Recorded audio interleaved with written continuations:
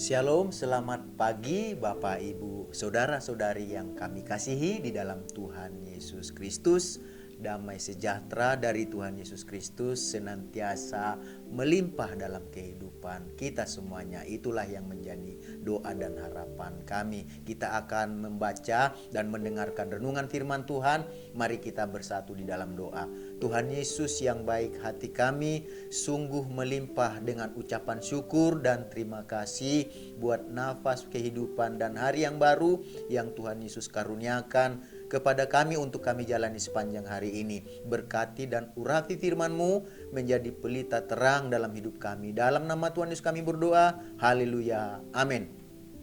Renungan firman Tuhan yang akan kita baca dan dengarkan bersama hari ini tertulis dalam Matius pasal yang kelima ayat yang ke-17 sampai 20. Matius pasal yang kelima ayat 17 sampai 20. Demikian bunyi firman Tuhan. Janganlah kamu menyangka bahwa aku datang untuk meniadakan hukum Taurat atau kitab para nabi. Aku datang bukan untuk meniadakannya, melainkan untuk menggenapinya.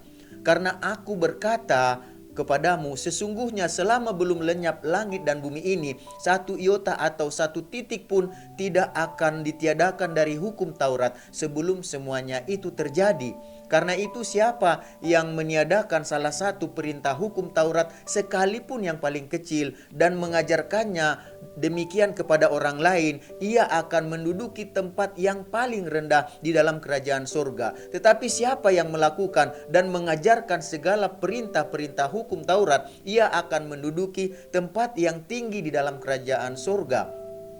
Maka aku berkata kepadamu, jika hidup keagamaanmu tidak lebih benar daripada hidup keagamaan ahli-ahli Taurat dan orang-orang Farisi, maka sesungguhnya kamu tidak akan masuk ke dalam kerajaan surga. Dari ayat-ayat yang kita baca dan dengarkan hari ini, kita akan berbicara tentang Yesus datang untuk menggenapi hukum Taurat. Yesus datang untuk menggenapi hukum Taurat. Jadi Tuhan Yesus datang untuk menggenapi hukum Taurat, berarti Tuhan Yesus datang ke dunia ini bukan untuk menolak atau membatalkan hukum Taurat, tetapi sebaliknya justru Tuhan Yesus datang ke dalam dunia ini untuk menggenapi hukum Taurat. Perkataan tersebut dinyatakan Yesus dalam Matius pasal yang kelima ayat 17. Dikatakan di sana, janganlah kamu menyangka bahwa aku datang untuk meniadakan hukum Taurat atau kitab para nabi. Aku datang bukan untuk meniadakannya, melainkan untuk menggenapinya. Jadi pernyataan Tuhan Yesus bertujuan untuk mengoreksi pemikiran bangsa Yahudi pada saat itu, pemikiran tokoh-tokoh agama Yahudi saat itu, orang-orang Farisi dan ahli Taurat. Mereka menyangka bahwa Yesus itu datang untuk meniadakan hukum Taurat. Jadi Tuhan Yesus menegaskan kepada bangsa Yahudi dan tokoh-tokoh agamanya bahwa ia datang. Tuhan Yesus datang bukan untuk meniadakan hukum Taurat, melainkan Yesus datang untuk menggenapinya. Jadi tidak ada seorang pun yang sanggup untuk menggenapi seluruh hukum Taurat. Hanya Tuhan Yesuslah yang sanggup untuk menggenapi seluruh hukum Taurat. Melalui kehidupan dan pengajaran dan karya penebusannya, Tuhan Yesus menggenapi seluruh hukum Taurat. Tentunya tujuannya untuk menyediakan keselamatan bagi manusia yang percaya dan menerimanya. Bagi kita yang menerima dan percaya Yesus dan menerima dalam kehidupan kita. Hukum Taurat itu digenapi di dalam Yesus. Nggak ada yang bisa melakukan hukum Taurat. Makanya Yesus yang adalah Tuhan datang menjadi manusia untuk menggenapi hukum Taurat, untuk menyediakan keselamatan bagi kita yang percaya dan menerimanya. Oleh karena itulah Tuhan Yesus mengatakan kepada setiap orang yang percaya dan menerimanya, supaya mereka ini juga melakukan dan mengajarkan segala perintah-perintah hukum Taurat, seperti yang tertulis dalam Matius pasal yang kelima ayat yang ke-19. Demikian bunyi firman Tuhan. Karena itu siapa yang meniadakan salah satu perintah hukum Taurat sekalipun yang paling kecil dan mengajarkannya demikian kepada orang orang lain, ia akan menduduki tempat yang paling rendah di dalam kerajaan sorga. Tetapi siapa yang melakukan dan mengajarkan segala perintah-perintah hukum Taurat, ia akan menduduki tempat yang tinggi di dalam kerajaan sorga. Jadi Tuhan Yesus juga menasihati para pengikutnya, kita yang menerima dan percaya Yesus, supaya kita tidak menjalankan kehidupan kita, keagamaan kita sama seperti kehidupan keagamaan yang dilakukan oleh ahli Taurat dan orang-orang Farisi. Mereka menjalankan keagamaannya hanya bersifat lahiriah saja dan tidak berdasarkan atas kasih kepada Allah dan kasih kepada sesama. Jadi Tuhan Yesus ingin para pengikutnya, kita yang percaya dan menerimanya, Tuhan Yesus menginginkan supaya kita melakukan firman Tuhan dengan sungguh-sungguh, dimulai dari hati.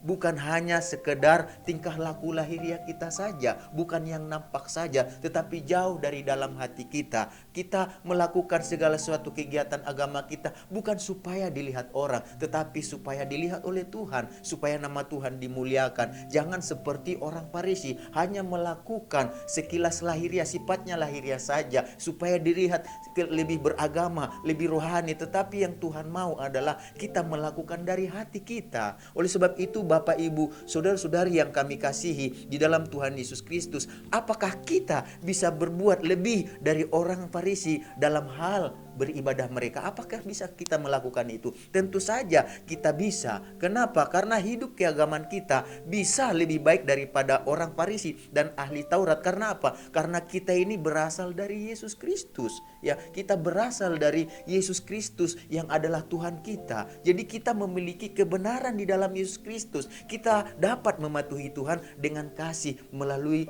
Yesus Kristus. Karena di dalam Yesus Kristus kita dibenarkan. Kita dibenarkan oleh karya penebusan dalam Kristus. Jadi hanya Tuhan Yesus Kristus yang dapat membebaskan manusia untuk hidup benar di hadapan Allah dan dalam hubungan yang benar dengan sesama manusia. Jadi Tuhan Yesus Kristus mampu mengubah kondisi manusia yang berdosa untuk hidup benar dan menghayati atau mengalami atau merasakan kehendak Tuhan dari hati yang telah diperbaharui di dalam Yesus. Jadi Bapak, Ibu, saudara-saudari yang kami kasihi dalam Tuhan Yesus Kristus, marilah kita belajar untuk mendasarkan semua yang kita lakukan, baik itu di dalam perkataan kita maupun di dalam perbuatan kita. Mari kita lakukan semuanya itu atas dasar firman Tuhan melalui Yesus Kristus dalam kehidupan kita. Jadi mari kita mengasihi Kristus, melakukan segala sesuatu dalam kehidupan kita bukan secara lahiriah saja, tetapi jauh dari hati kita yang dalam. Mari kita sama-sama berdoa.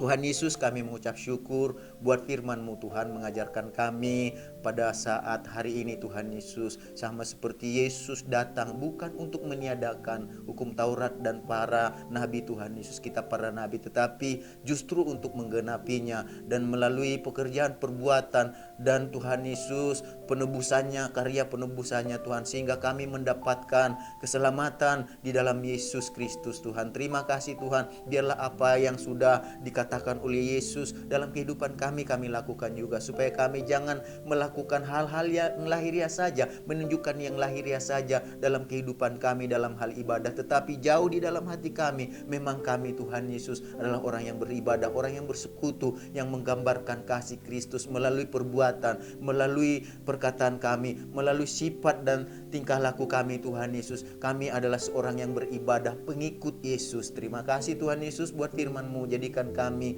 bukan hanya penyampai dan pendengar, tapi pelaku firman-Mu Tuhan Yesus. Terima kasih Tuhan, buat saat ini kami juga berdoa buat bangsa negara kami Indonesia. Kami rindu berkat-Mu, anugerah-Mu, kebaikan-Mu, keselamatan-Mu mengalir melalui bangsa kami ini. Berkati Presiden, Wakil Presiden, Menteri-Menteri, semua jajaran yang dipercaya memimpin bangsa ini di pusat maupun di daerah. Mereka sama-sama memberikan yang terbaik untuk bangsa ini Tuhan. Mereka mengelola masalah pergumulan dengan pertolongan hikmat, kepintaran, kepandaian daripada Tuhan. Kami mampu lepas dari berbagai persoalan yang ada. Tuhan, selamatkan bangsa ini Tuhan. Bangsa ini kami rindu Tuhan menjadi bangsa yang takut akan Tuhan. Berkati umat Tuhan, anak Tuhan yang ada di tengah bangsa ini, supaya mereka boleh menjadi berkat bagi bangsa ini. Buat umat-Mu yang ada di JSS yang digembalakan oleh Pendeta Li, amin. Dan kami semuanya yang mendengarkan renungan ini. Biarlah Tuhan berkat-Mu sepanjang hari ini yang terbaik yang Kau janjikan dalam firman-Mu menyertai kami. Dalam nama Tuhan Yesus kami berdoa. Haleluya. Amin. Selamat beraktivitas. Tuhan Yesus memberkati kita semuanya.